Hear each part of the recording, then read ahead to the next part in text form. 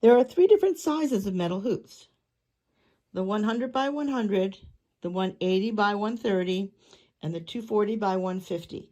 And each of them come with 4 magnets. And you can buy 4 extra magnets if you want. They don't recommend more than 8 magnets on the hoop at the same time.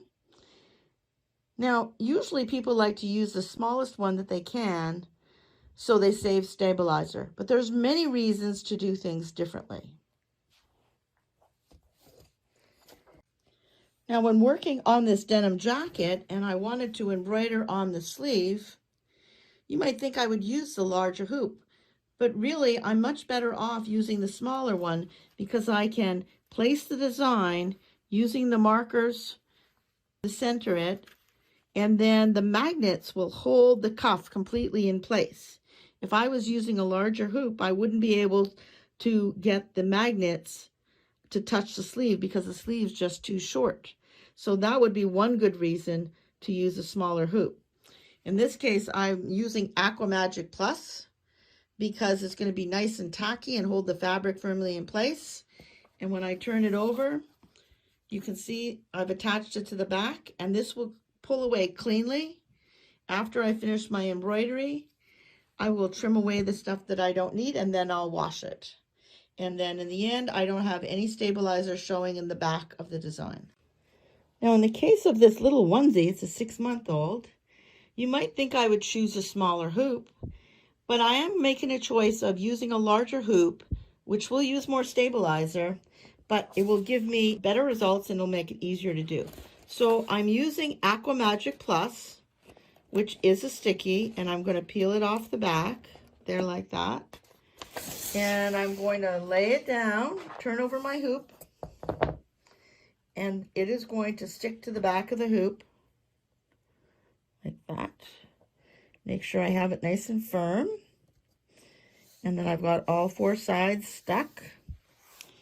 And now when I turn it over, I'm ready to lay my t-shirt down.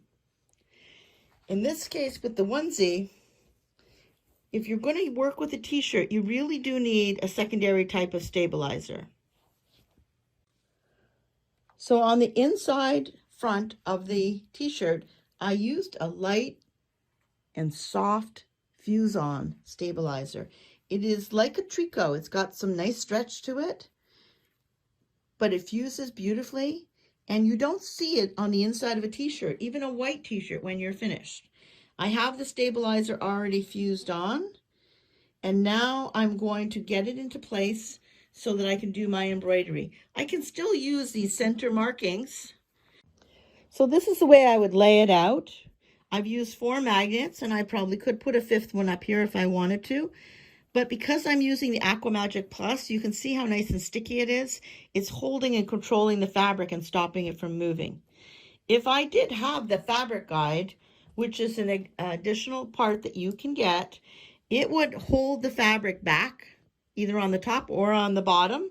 And I could choose to use a smaller hoop like the 100 by 100 because that would really control the extra fabric and stopping it from going under the hoop area where I might accidentally stitch it.